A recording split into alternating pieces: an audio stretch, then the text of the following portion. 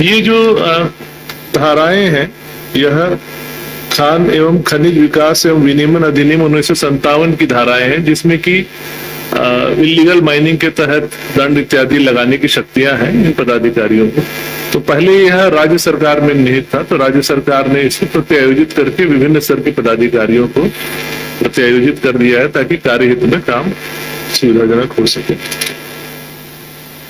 नगर विकास एवं आवास विभाग का प्रस्ताव था, गढ़वा शहरी जलापूर्ति योजना वहां पे इसका कार्यान्वयन हो रहा है, बन रहा है, उसी का पुनरीक्षित प्राकलन का प्रस्ताव था, जो अब 59,71,63,300 रुपए का हो गया है।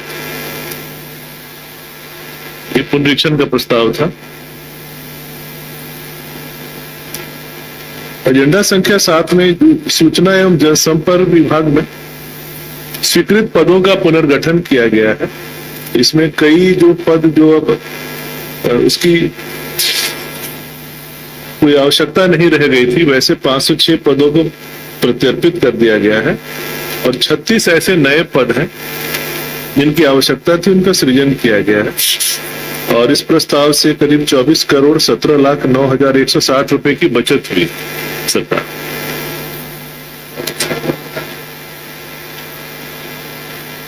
इसमें 506 पद प्रत्यर्पित किए गए हैं और 36 पद नए जोड़े गए हैं और इससे प्रतिवर्ष 24,17,09,160 रुपए का बचत संभावित है। गृह कारा एवं आपदा प्रबंधन विभाग का प्रस्ताव था, एजेंडा संख्या 8। राज्य की काराओं में सृजित चिकित्सकों के जो पद थे, उनको अब स्वास्थ्य विभाग को हस्तांतरित कर दिया, ताकि वहां से बेहतर उनका मॉनिटरिंग और समन्वय इत्यादि हो सके।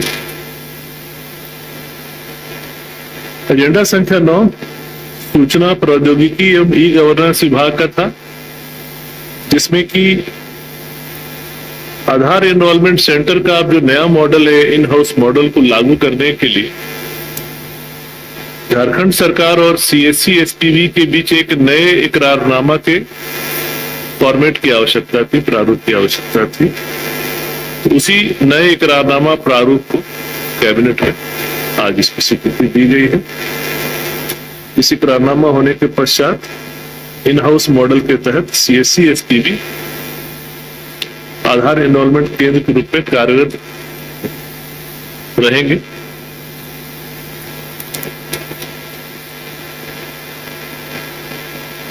श्रम नियोजन प्रशिक्षण एवं कौशल विकास विभाग,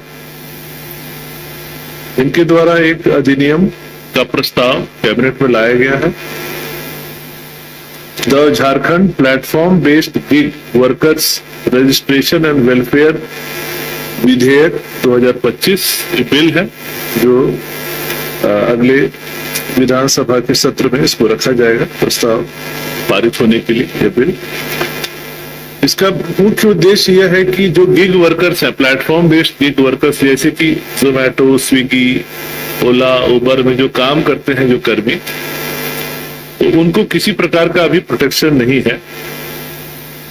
वह प्रोटेक्शन देने के उद्देश्य से यह कानून बनाया गया है कि उनके लिए एक परिषद का गठन किया जाएगा, कल्याण, इसका नाम है झारखंड प्लेटफॉर्म आधारित गिग श्रमिक कल्याण बोर्ड।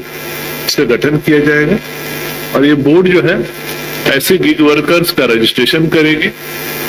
क्योंकि इनका सारा कार्यान्वयन ऑनलाइन मोड में होता है, तो ऑनलाइन मोड में ही उनका डेटा को प्राप्त कर उस पर कार्यान्वयन करेगी, उनके प्रोटेक्शन के लिए काम करेगी, उनके लिए एक वेलफेयर फंड सृजित करेगी, जिससे उनका कल्याण के लिए भी काम करे।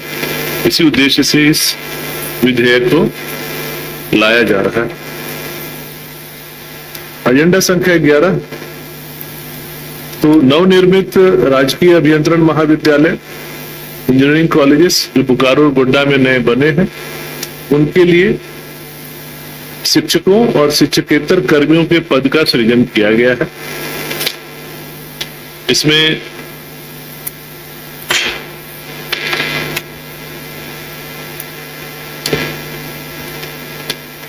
दोनों कॉलेज में 85 के आसपास शिक्षकों और 125 शिक्षकेतर कर्मियों के पदों का सृजन किया गया है, जिससे कुल वार्षिक अतिरिक्त वित्तीय बोझ जो पड़ेगा सरकार पे वो है 41,87,00,000 रुपए।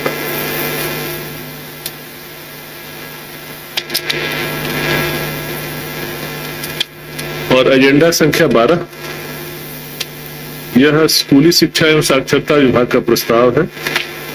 इसमें राजकीय कन्या मध्य विद्यालयों की जो सहायक शिक्षिकाएं थी उनसे संबंधित एक नियुक्ति की वैधता का मामला था, जो सीबीआई की जांच के पश्चात उन सभी को अनियमित नियुक्ति घोषित करते हुए इन सब पर विभागीय कार्रवाई करते हुए उन्हें हटाया गया था। बाद में वो सभी न्यायालय के आदेश से उन्हें सेवा में पुनर्स्थापित करने के लिए या जहां आवश्यक हो तो पेंशन आदि लाभ देने के लिए प्रस्ताव लाया गया है। कुल ऐसे 35 शिक्षकों का मामला है जिनके पुनर्स्थापन आदेश का प्रस्ताव है, स्वीकृत हुआ है। इससे सरकार पर अतिरिक्त भार 30 करोड़ अनुमानित है।